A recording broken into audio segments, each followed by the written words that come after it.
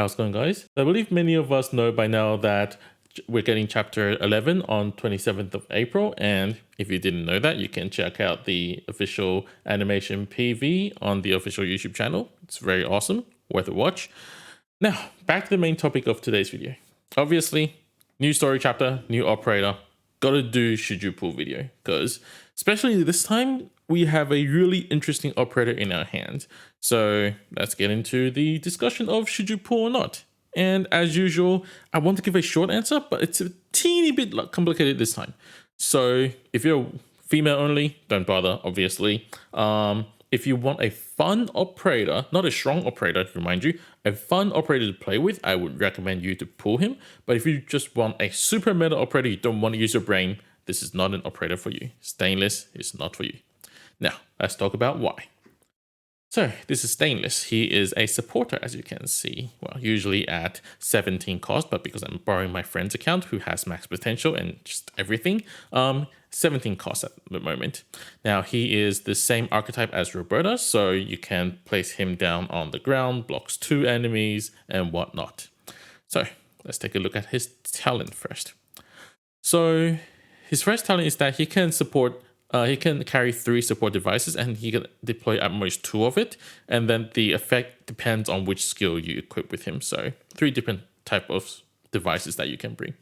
So second talent is that when a device is broken in the surrounding 8 tiles surrounding Stainless, there's an 80% chance to recover the device. And so Stainless will get 1 more device back, just get 1 device back.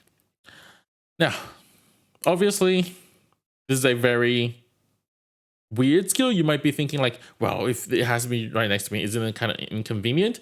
But the more you play, you will realize that yes, even though those devices will break, most of the time you just don't even need to replenish them, because by the time of the battle ends, you probably have like the 2 that you first placed on the field still alive. Perfectly fine. So yeah, don't really care about second talent, and first talent is just, carrying devices. So you can pretty much think that he has no talents, basically. That's probably one of the weirdest thing about him, I would say. Now, first talent is a really interesting skill, I would say, but a bit too strict in terms of the situations where you can put skill 1 to use. So skill 1 is that when you carry this skill, the device will give 1 operator plus 12% attack. When you activate this skill, you will immediately get 1 device back. So you can go from 2 to 3 device or whatnot. And then attack will deal 20% of his attack as physical damage. So that's buffing Stainless himself. Also, the device's effect will be increased to 4 times. What this does is that it gives 48% attack increase, and since you can deploy 2 devices at the same time, that is 96% attack increase on 1 operator. Yes, very strong.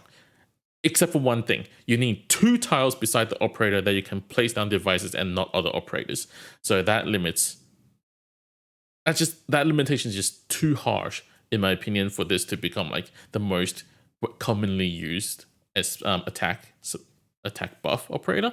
I would just use my older operators like, I don't know, like Scotty and whatnot. More simpler to use.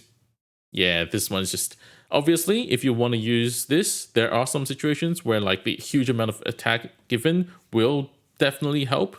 So if you want to, you can try to M3. Personally, I would. Yeah, that's just that. A bit hard to use. Second skill is also very interesting. So many of us know that there is this SP device in roguelike, right? This is basically that skill. So when carrying skill 2, each of the device will give 1 ally operator 1 SP every 3.5 seconds. 2, that's 2 SP every 3.5 seconds. That's like almost 50% increase in SP region. Really awesome. Now, Stainless himself gets plus 60% attack, plus 60% defense. Also, he can block all enemies that he blocks, so hit 2, basically. Also, device will actually give 1 SP every 2 seconds instead of every 3.5 seconds. So that is really awesome. That's 2 SP every 2 seconds if you put 2 devices on 1 operator. And, that's basically doubling your SP region for a lot of operators. Or if some operators just need to attack to regenerate SP, this is also just awesome. at the end of the 30-second duration, he will gain back 1 device. And the device will lose HP over time, which sounds terrifying. And then when you activate, the HP decrease speed is doubled. So double the speed of the device bleeding out. That sounds really terrifying, but it is actually no problem whatsoever. This device will last like, I think, 2 to 3 charges of skill 2 easily. So just don't worry about it. And this is a very fun skill. One thing though is you don't need to M3 this skill. All you get from skill mastery is attack, increased attack, and increased defense from, I think, 40% to 60%. The SP given does not change if I recall correctly. So personally, I would say you don't need to bother with skill mastery on this skill. Now, skill 3. I would say probably the biggest reason why I call him a toy. So the thing about his skill 3 is that the device can be attacked by ally operators and will not lose HP, right? And then the device, after getting hit by 5 times, it can charge up SP. So the SP charges SP from getting attacked. And every 5 SP, the device will trigger an attack and then deal 300% of Stainless's attack as physical damage to one enemy, and then 150% of his attack as physical damage to the surrounding enemies for a radius of 1.1 tiles. Also, the device will lose 2.5% of its own HP at that point. So basically what you can do is, with this special range, you can extend the range of, let's say, Xia's attack.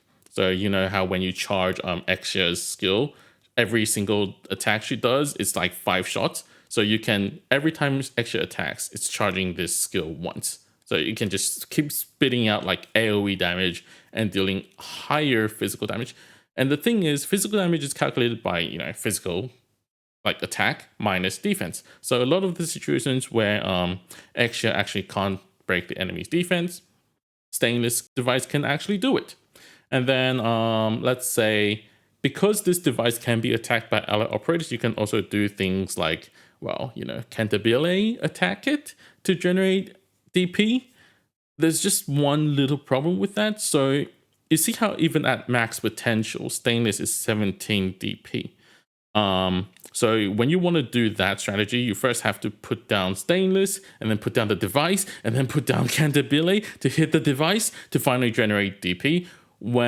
If you have that DP, why don't you just put down, other Vanguards and just generate DP that way? I don't know why you wouldn't do that, but maybe you would need that. You never know, right? Personally, I've never gone into that situation, so I probably won't do it just for that. Now, there's one little problem, because the device has really low priority to be attacked. So let's say if there's any enemy within Xia's attack range, she won't attack the device, she would attack the enemy instead.